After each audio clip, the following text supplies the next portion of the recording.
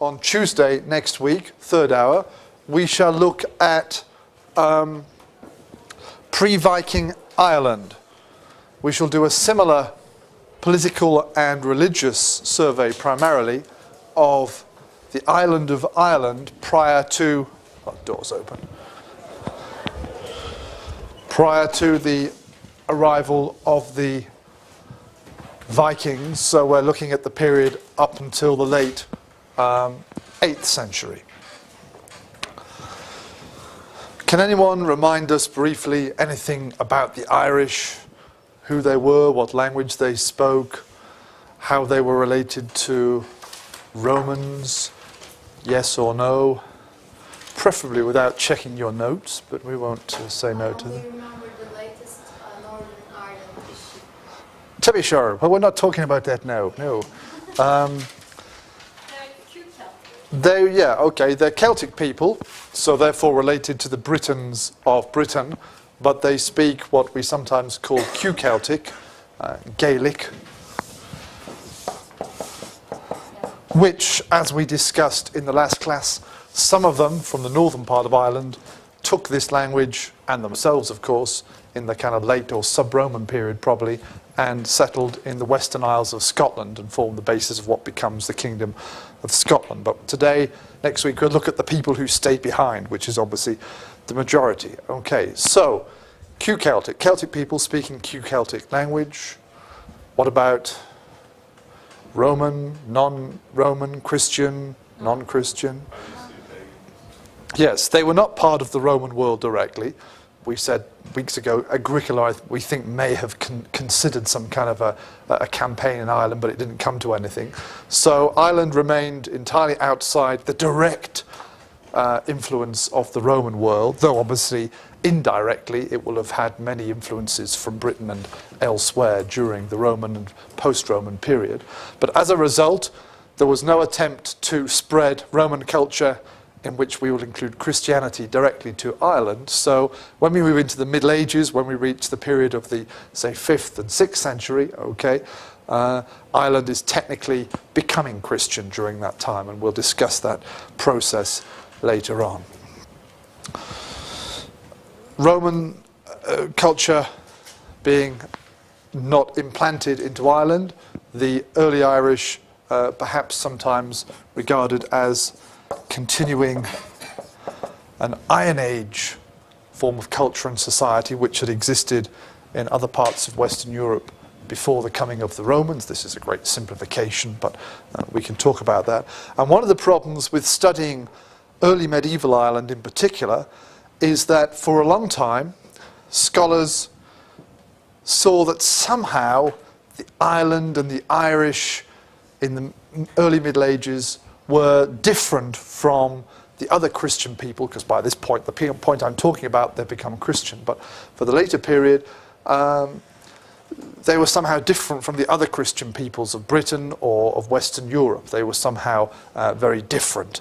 And the writings they've left us seem to support or illustrate that point. So, for example, we have a series of legends and stories, sagas, to use the Icelandic word, of which perhaps the most famous one is this one here, which is the Time Bow. What's an iron on? The Time Bow Kulnia, which means the cattle raid of Cooley, which Kulnia Cooley is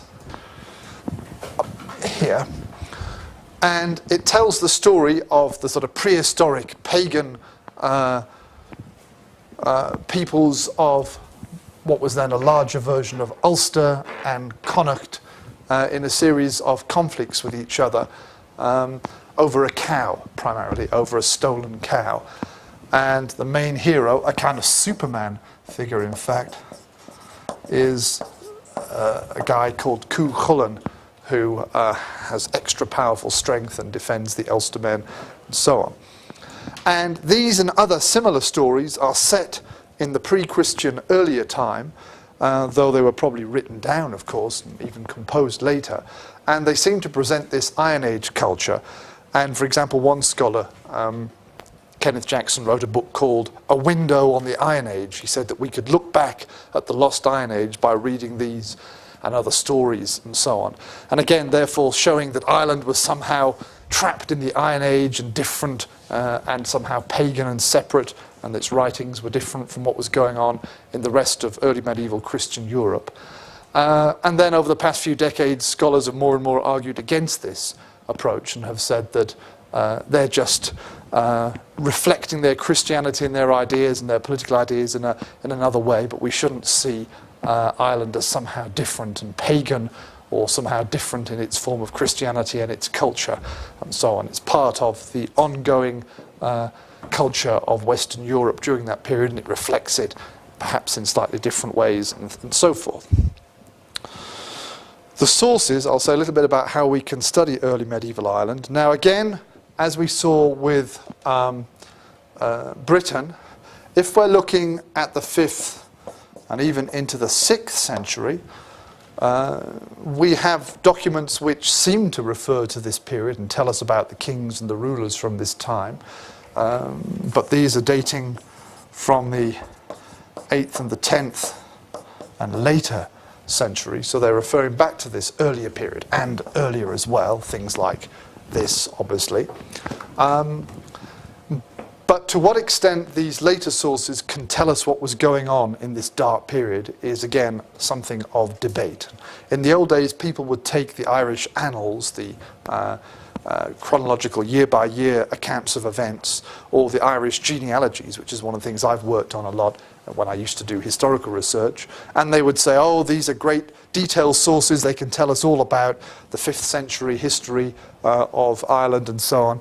And these days, we're saying, no, you can't reach that far back. They're legends, they're reconstructed, the similar things that we were talking about with the Anglo-Saxon Chronicle and so on. So if you pick up a book about medieval Ireland or early medieval Ireland written recently, it will be very kind of brief and uncertain about this period. But if you pick up a book that was written about Irish history 50 years or earlier, it might give you a very detailed account of the great 5th and 6th century kings and so on.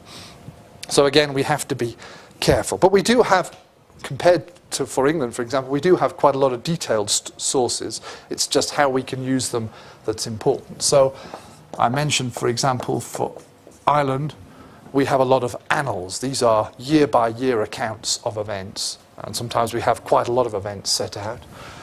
We also have detailed genealogies telling how the different kings and their families were related and where they come from and so on. And these are, they can be put together, so it tells you who the guy's relatives were, and here it tells you what he did when he was alive, or at least when he was killed and things like that. And you can, in theory, even for this period, but we don't want to do it anymore, we can reconstruct a kind of political narrative in a lot of detail. In addition, medieval Ireland has left us a lot of laws, a lot of law codes from the very early period, dating with the 8th and 7th centuries again as well, perhaps reflecting earlier and preserving earlier laws. So we can say quite a lot about early Irish society, the structures and organised nature of the society, and I think Fatty's going to perhaps mention some aspects of this in his talk. Again, we have to be a little bit careful. A lot of these Irish laws, when they're talking about social divisions, are very, very clear. They have very distinct categories, and certain people do this and certain other people do this and so on. And probably society was more flexible. It was not so black and white in the distinctions and divisions it made. This is what the lawyers who've created these law codes would like to present, this ideal picture. But again, it's one way of reaching back into their society. We also have, for elsewhere, but also for Ireland, quite a lot for the early period of what is known as hagiography. What's that? Hagiography. Anyone know what hagiography is? The lives of and things that Saints, yeah. You think of Hagia Sophia, Istanbul, okay, Saint Sophie or whatever, holy. Hagios means saint or holy and so on. So it's the writings about saints.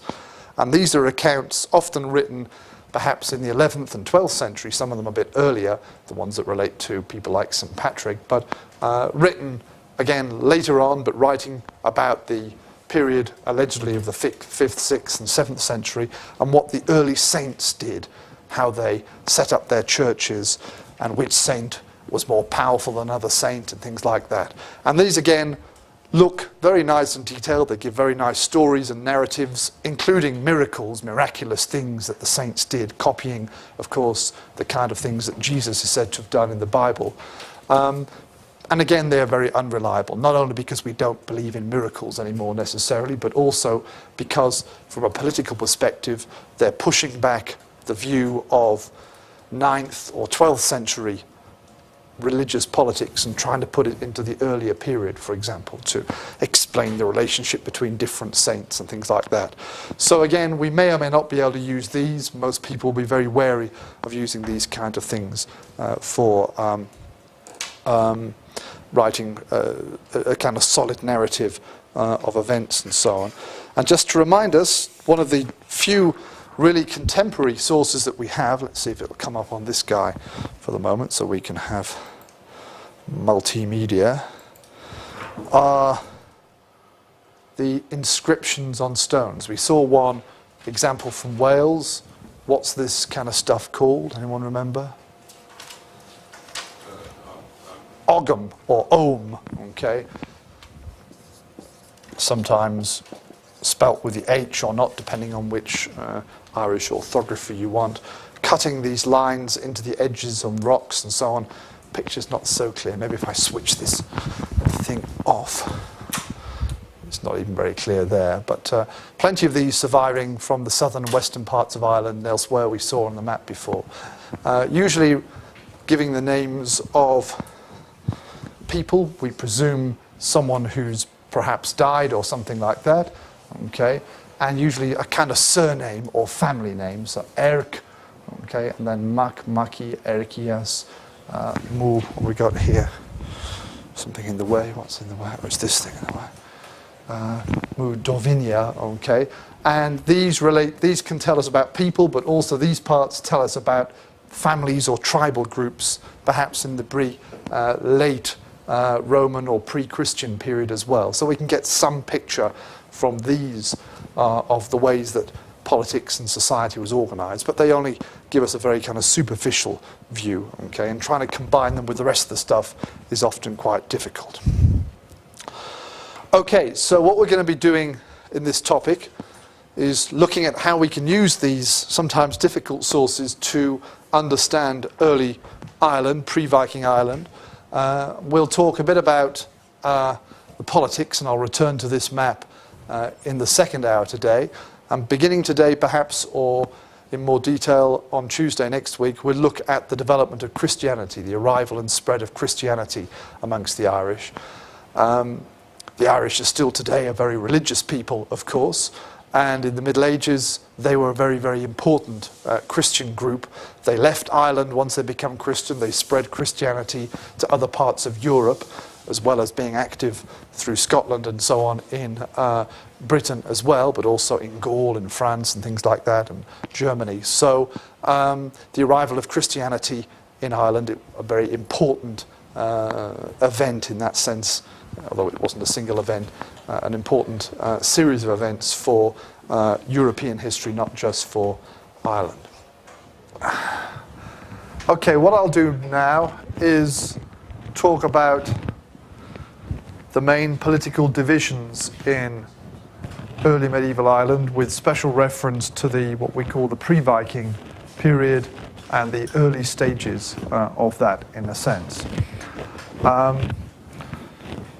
Fatih said a little bit about this in his presentation, and I shall go over vaguely some of the ground, but I shall go into more detail.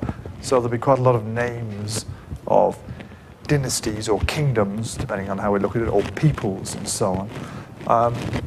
And I'll try and write up as much as I can. And obviously, please say, can you say that again, or spell that again, or something like that if it's not clear. As Fatih said, for most people, politically speaking, in early Ireland, the fundamental unit was probably what we now call, what we know as the tuath, which is translated in various ways, but sometimes as just people, okay, the people, or even as tribe or something like that, okay.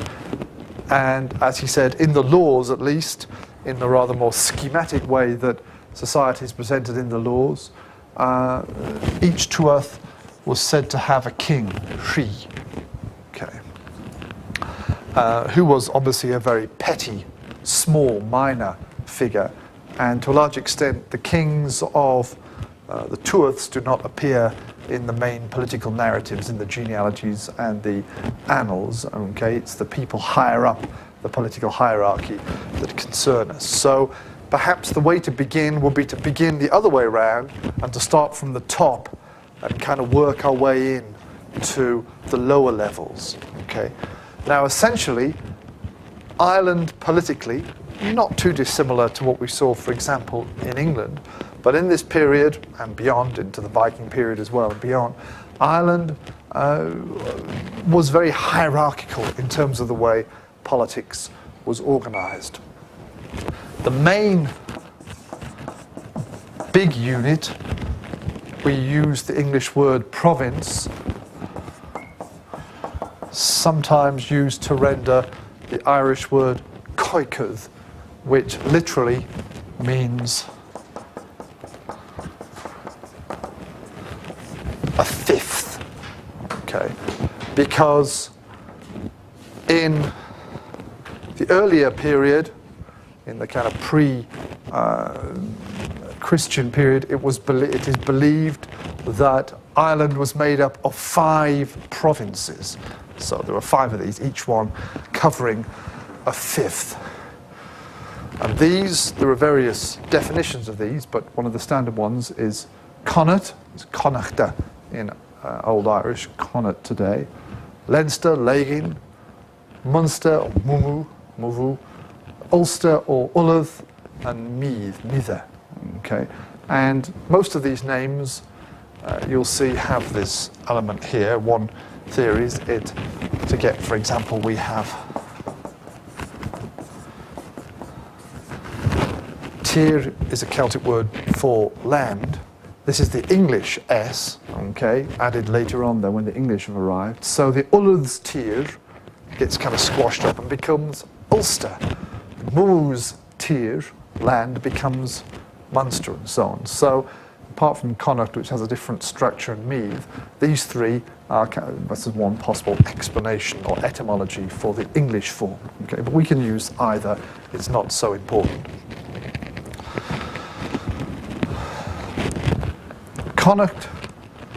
Connacht is this area in the west. Munster, Muvu, is this area in the southwest. Leinster, originally extending up to somewhere here, okay, covering the eastern, southeastern part. Ulster, look at the stretch up, is up here and originally kind of round here as well. And Meath, which is the more debatable area, is somewhere around here. This is Western Meath, and Meath are still names of these areas here, okay, bordering with Leinster. So these were the provinces, okay. Later on, that pattern, this idealized fifth pattern, gets kind of altered during the 5th and 6th centuries, the kind of dark period that we're not sure exactly what happened. But at the end of that dark period, for practical purposes, there are more provinces, or more, perhaps what we should now call over kingdoms. Okay. And that's what I've added on here. It all latches on these people called the Ui Nail, which means the grandsons or descendants of Neil. That's how you should spell Neil correctly in the Old Irish way. And the Neil in question is this legendary guy called Neil Noigulach, which is Neil of the 9 hostages. Okay, that's his nickname.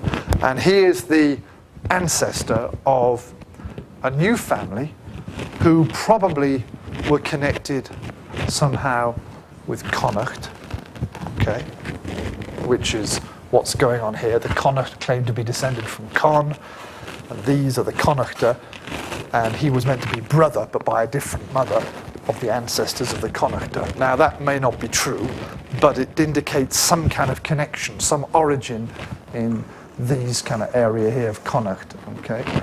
And people who later on, dynasties, families, kings who claim to be descended from Niall of the Nine Hostages, okay, began 5th or 6th centuries, talking about the 6th century perhaps, to push out of Connacht both northwards into Ulster, this way, and then eastwards into what becomes the southern Enale, the Meath region, okay? So they get land and take it away from the Ullad in the north, and they get land and take it away primarily from the northern part of Leinster as well, and set up these two new over-kingdoms. The northern Enale, because they're in the north, and the southern Enale, because they're further south than their cousins in the north. And somehow connected to these people were the Argila, who I've put in brackets here, because they seem to form a separate over-kingdom, but sometimes under the control of the Enale, okay, sometimes under the Enale control. And that's kind of this area here, which again takes land away from the men of Ulster. And it's supposed to be the ancestors of the Argila, who are here, three guys called Colla, who are supposed to have destroyed the old fortress Evan Wacha of Ulster. And that's the point when Ulster is more or less kind of squeezed in. Okay, so the Enale, and they're somehow connected, perhaps under kings, the Argila, responsible for adding a new element, particularly in the north of Ireland and the middle of Ireland, and reducing partly Leinster, but primarily Ulster. Ulster was the big loser in this kind of process. So by the period when we come to the 7th and 8th centuries, when we can begin to rely upon our sources and write kind of something that looks like a political narrative, we have something like this. And my lines I've drawn in blue obviously are kind of flexible boundaries. People didn't have fixed boundaries in quite a modern way. But we have the reduced kingdom of Ulster, the Ullad, up here. We have the northern Enale up here. We have the Argila here. Connacht here. The southern Enale kingdoms here.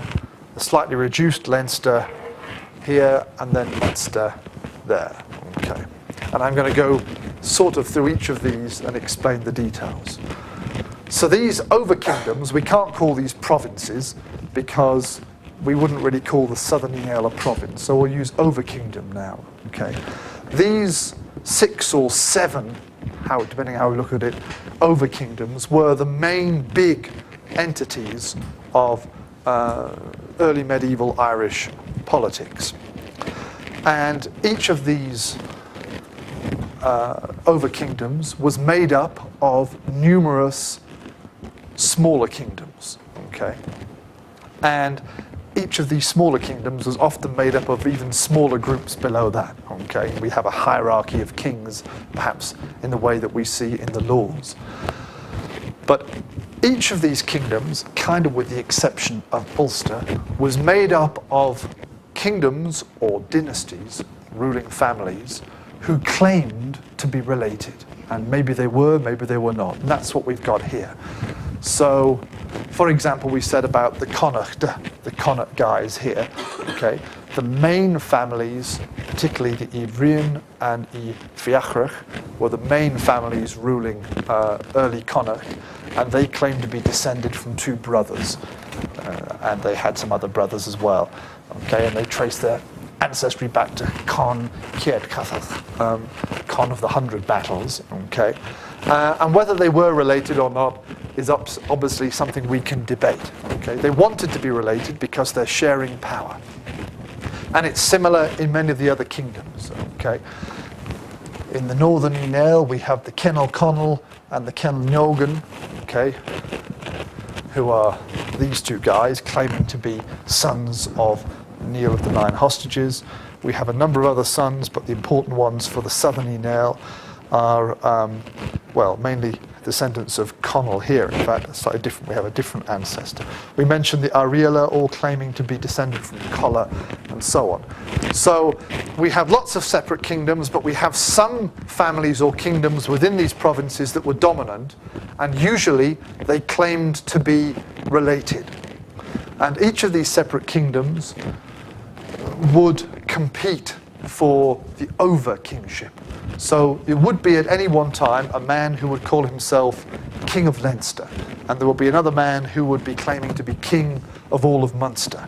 And these guys would come from one of the families, okay? Sometimes the kingship of the province or the over-kingdom alternated. So we have examples of the alternation in Ulster, for example, between the Dal Fiatach and the Dal Naratha. Okay, the kingship of Ulster alternated between these families, and similar cases for elsewhere. So at the top, in theory, is the provincial or over-kingdom with its own king, who was a member of one of the main families or kingdoms of the province. And then below him and the other main families were lots of smaller kingdoms. If you could claim to be connected to the big guys, if on your genealogy you were important enough that you could claim to be part of the big families, okay, then you were probably doing okay. But in addition to these kind of people, there were also, and they're not so much marked on here, other groups, I know the Corcovaskin over here, for example, Clare and others, who were not connected to the main genealogy of the particular provincial families. They had their own ancestry, often connecting them to some other part of Ireland. And they were a minor people. Often they had to pay higher tribute or something to the provincial king, and their position was lower. Okay. So we have a province or over-kingdom. We have a number of, often quite a lot, sometimes smaller, families or groups who controlled the province, sometimes alternating, and they claimed in most cases to be related to each other, which may or not have been true.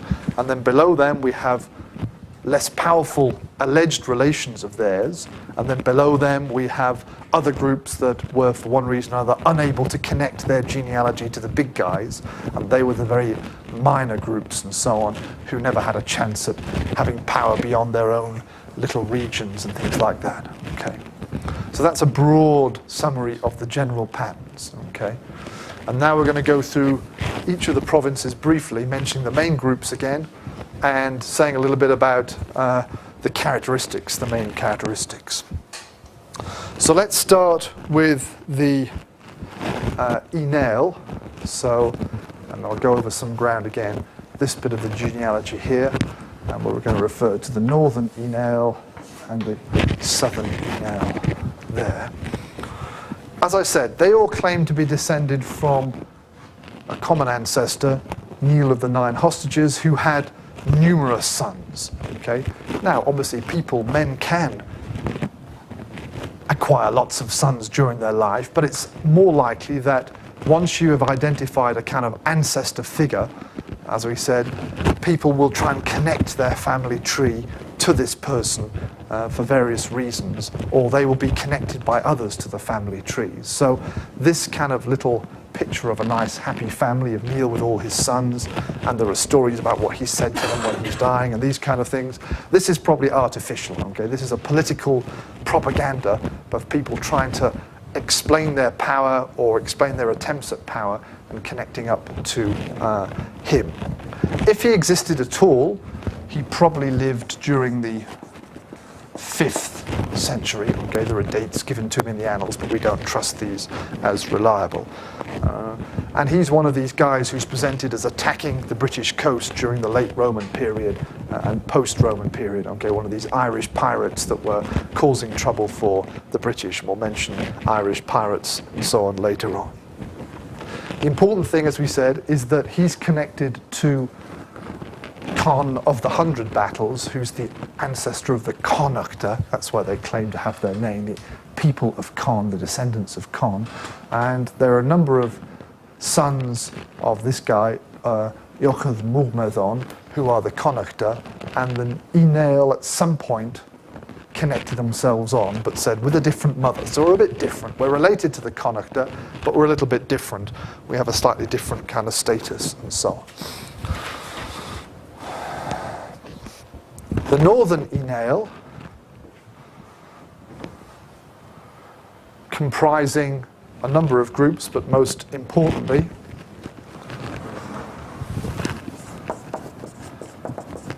Kenel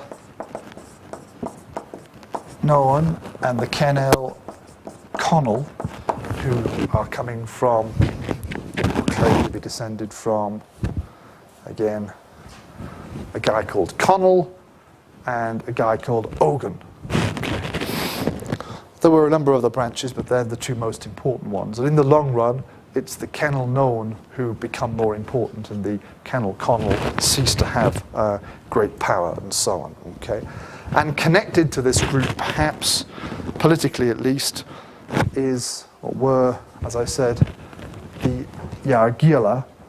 Gial here again is word for servant or hostage and things like that. It might be the same hostages that Neil claimed to have. Okay, and they form a semi-independent group who you can also have a king of the Argila, so they formed their own province or over kingdom, we should say. But they owed kind of tribute, amongst other things, to the northern Inail, and so sometimes we include this area together, sometimes we can see this as kind of separate and things like that, and the legends tie them together, and the genealogies artificially tie them together probably as well, but part of the same expansion perhaps coming this way that reduced the power of Ulster and set up a new system, as we explained before. The southern Inail, the southern branch, okay, more or less taking over the old province of Meath, and gaining land at the expense of the Leinstermen as well, as I explained. And they have, again, two main groups. They have many different branches descended from these guys, but the two main ruling groups during our period coming from this guy called Dermot MacKerville. Okay, and I'll write that up because you can't see those very well.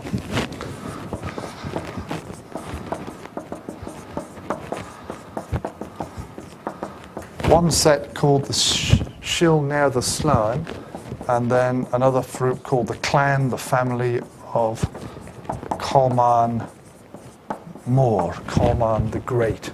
Okay, and they were from this guy. And the kings of the Shill Near the Slain were kings of Brega, which is here in the eastern part of the kingdom, and the kings of the clan Colman, sometimes called kings of Usnech, and they were a bit further east. And again, these are the two dominant branches that alternate and vie for power, but after about 730, okay, it's the clan Colman who take over, and before 730 the Shill neither Slan had more power, or there was more alternating. Now the kingdom of the southern Inail, or the over kingdom of the southern Inail, is interesting because also in here, it's not marked on this map, but it might be on this map if I can find it. Yes. As part of this kingdom, and here's the old scheme where we don't have the southern Inail, is this place called Tewar, spelt in modern Anglo-Irish, or whatever you want to get, English, Tara. Okay, and this was an important pseudo-religious political site, and it's connected to the concept of the High King of Ireland. As Fatty correctly said before, you could not really effectively talk about a King of Ireland, and even that certain people would argue that Brian Boru was not really a true king or whatever. But there was the concept of the Ardrí, which means high king, okay, or the king of Tara. So a king who was inaugurated and saw his power base as being in Tara. And there is a tradition, more like a fiction, similar to the idea of the Bretwalda that I mentioned from Bede for England, that the high kings or kings of Tara were therefore kings or had their power over the whole of Ireland and were the most powerful rulers. And this is very unlikely, okay? It's unlikely, and in the early period, the kings of Tara were members of the Inail, okay, southern and northern Inail, who controlled Tara. It's unlikely that these people in the early period can control what's going on in Munster in a way that a modern king of a nation could do. So this was a kind of fiction, political fiction, set up by the Inail, again, to put themselves forward and things like that. But in the later period, we do get people who may, like Brian Boru, who may have exerted a certain level of power beyond their own province and so on. But it's unlikely that we can really see these early kings of Tara in such a kind of strong light. So this again is political propaganda, and a lot of what we've got, as you're seeing, is the Inail political propaganda. I begin with them because they're the most significant in the long run. Fatty? Yes, you have, again, we're going into plenty of detail here, we won't go into that kind of detail, but you get, periodically, you'll get wars, sometimes between small kingdoms that drag in other kingdoms, and sometimes you even had kind of massive battles where the annals will say, on one side were these guys, and it gives you a list of them, and it'll be perhaps the kings of Munster with some of their relations and other people from Munster, and they may have been fighting against perhaps the Southern Inail, and then you get the Southern Inail and their allies mentioned, and perhaps Leinster might be siding with one group or the other, and things like that. So certainly, for practical purposes, Irish kings, whether they were just kings of a kingdom, or high kings, or provincial kings, or even kings of the Tuath, would ally with other people for various different reasons and things like that. No, things could fluctuate, okay? I mean, anyone could fight anyone, as far as I can see. You may have certain groups supporting each other. Within a province, of course, usually people were expected to follow the provincial kings. If the king of Munster, whoever that might be at a certain time, was fighting against the Southern Inail or members of the Southern Inail group, then he would expect other kings from Munster to come and fight on his side. But you do get exceptions to that rule. You do get certain groups fighting against their overking for various reasons.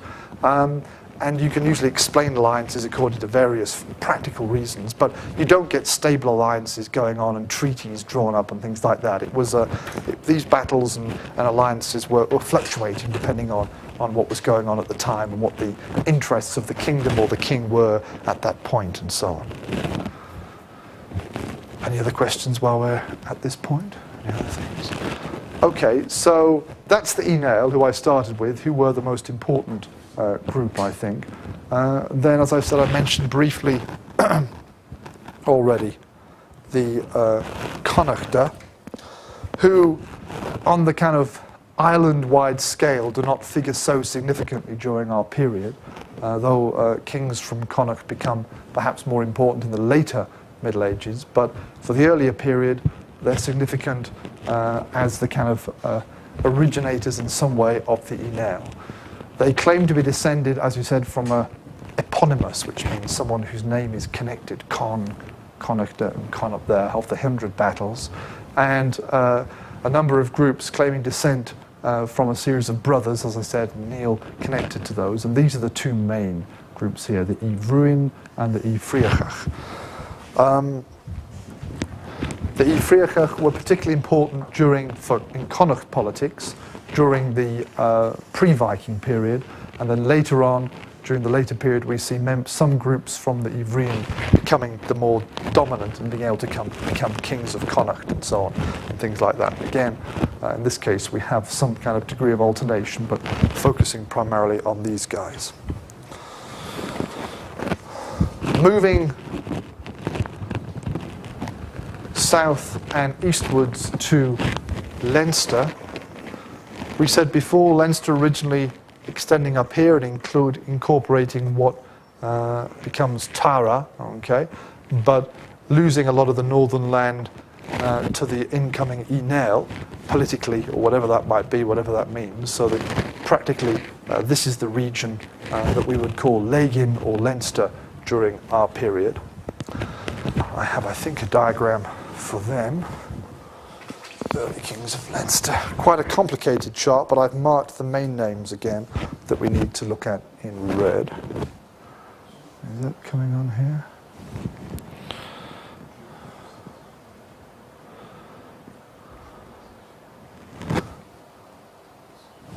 Make it a bit smaller. The focus will work.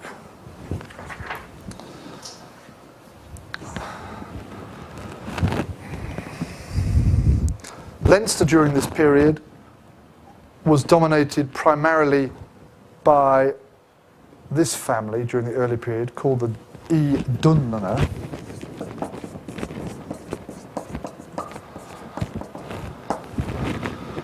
A number of branches of that family controlling the kingship of Leinster.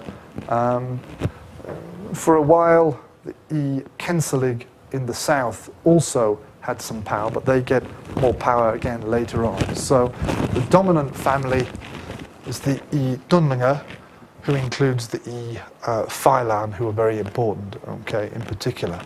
But we see a number of other families, small groups, who were members of the Leinster supergenealogy, and they're connected up here to a slightly earlier common ancestor, okay, ultimately Cahamar, but for these guys it's later on. So again, quite a complicated tree, mostly small families, okay, the dominant dynasties in the north and in the south controlling the main politics of the area. And finally, well, not finally, penultimately I should say, Munster, the other big region.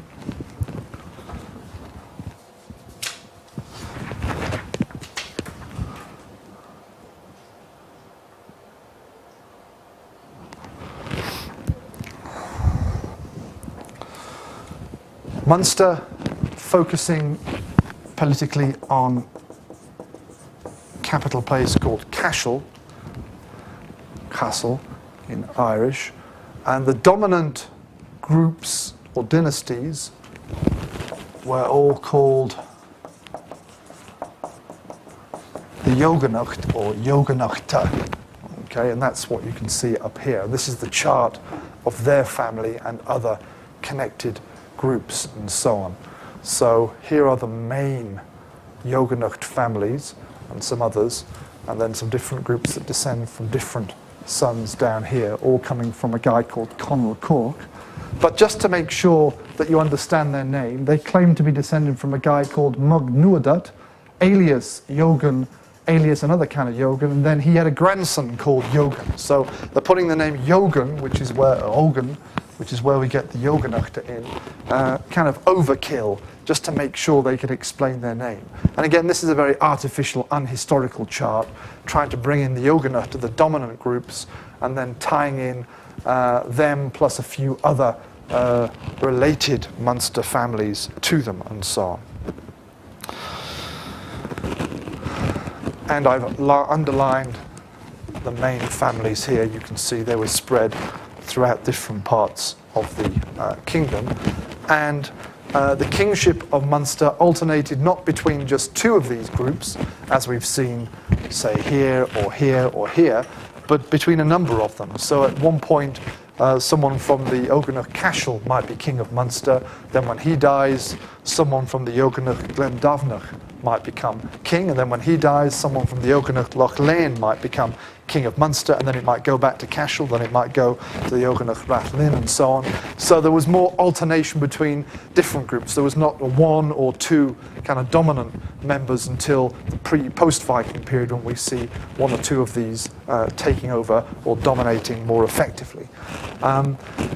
Traditionally, there's meant to be 7 of the Oganachs, but there were some other groups as well, so that's an artificial number set up. And just before, after the Viking period, I should say, a new family came into power called the Dal Cash, who were not technically related to these guys, but they eventually fit their genealogy onto them, and then they replaced them.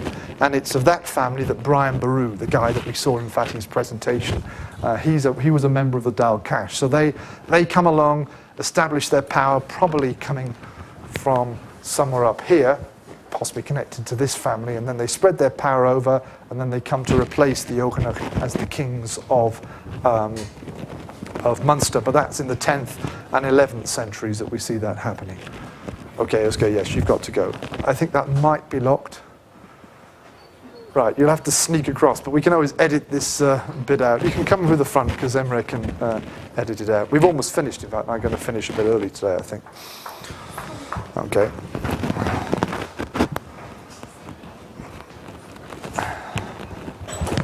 And then lastly, in the northeast of Ireland, we have what was left of the old province of Ulster. And here we have a number of families or dynasties that were in fact kingdoms that were in fact not related to each other. Right up in the north we have the Dalriata, who are not very important, except they possibly from there some of the immigrants went to Scotland, which is why we have the kingdom of Dalriada in Scotland. But it's these groups that were more important in the early Middle Ages, the Dal Naratha and the Dal Fiatach, with to some extent the Echach Covo, who were related to these, but these were not. So these are kind of claimed to be connected and these ones don't. They're the ones who alternate in political power. In the long run, it's the Dal Fiatach who gain greater power in Ulster, though Ulster remaining quite a small and less powerful region, so not so important in the kind of big politics of Ireland during the pre-Viking period.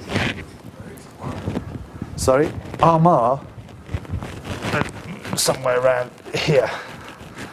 We'll talk about Armagh, or we could talk about it now, but I think we'll postpone the religious stuff until Tuesday because I want to don't want to kind of cut that discussion up. Okay. Right, so that's the brief survey of the politics. As you can see, therefore, we've got these provincial kingdoms made up of a number of dominant groups who are just the most powerful ones. They've got more sword power or whatever it is, okay, and they can assert their position more. They claim to be related, and maybe some of them were related, some of them possibly not, but to prove their power, they often connected their genealogies. And then below these we have a series of less powerful kingdoms, some of them perhaps very old families, which have now been replaced. It's thought, for example, that perhaps the Corcoloidja, I think down here, may have been very important groups in Munster once, but the Oganach came and replaced them. That's one example of that kind of thing. So quite a complicated hierarchy and kind of patchwork of kingdoms, over the top of which we have this provincial pattern. And as I said, and as Fatty said in his presentation before, the concept of the High King, the King of Tara, as a king of the whole of Ireland, was, for the most of the earlier period, a fiction. Okay, it was not something that had a real strong politics. You can't claim that one of the kings of High Kings of Ireland, or someone who claimed from here, from the Email, actually ruled the whole of Ireland. That wasn't the case. So we can move up from little kingdoms to the provincial level, to the over kingdom level, but we can't go beyond that, I think. And When you come onto religious history, you will find a similar kind of very complicated pattern of monasteries and churches, which were not independent from the secular politics, and we'll talk about those on Tuesday. Okay, any final questions or thoughts? Okay, let's finish there then. Remember, for Tuesday, you need to read your internet copies of the Cain Adamnan, which is a religious law code from early Ireland, and we can put that both into the context of law but also into the context of religious history as well.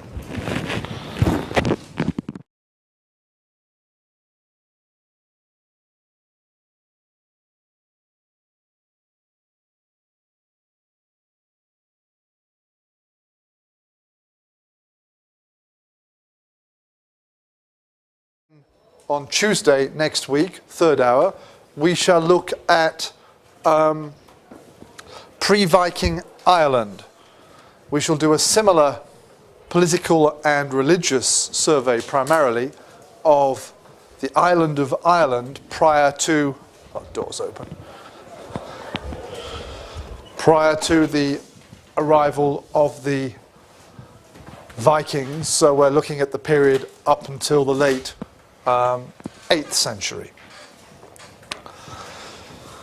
Can anyone remind us briefly anything about the Irish, who they were, what language they spoke, how they were related to Romans, yes or no?